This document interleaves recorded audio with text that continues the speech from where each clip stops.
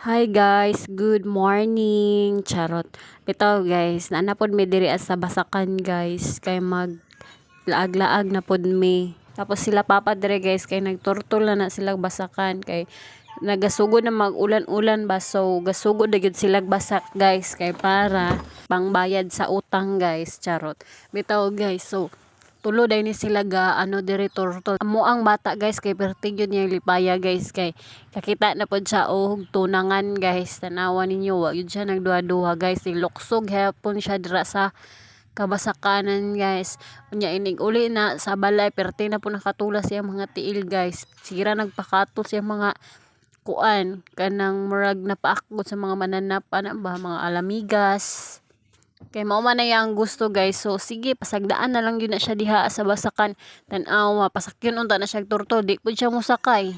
And then guys, tanawa ninyo gadagandagan gid siya dira, mura jud siya ga sunod-sunod na siya sa turtol. Kung pwede pa lang, pwede siya manguhag baki dira guys. Charot.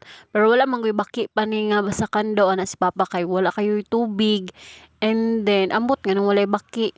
Basta sa una kay diri apod mi gapamaki sa una guys. Sa una pa to elementary pa mi guys, gapamaki gyud mi ga. Testing mi na magsunod-sunod ana nga turtle guys nya.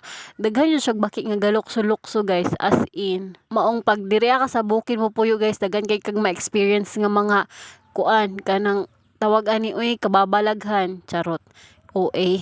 Bitaw guys, bitaw daghan kay kag ma-experience, as in. Maong karon kay murag na experience po ni Wawa amo ang mga na experience sa unang panahon ba. Charot, murag jug unsa.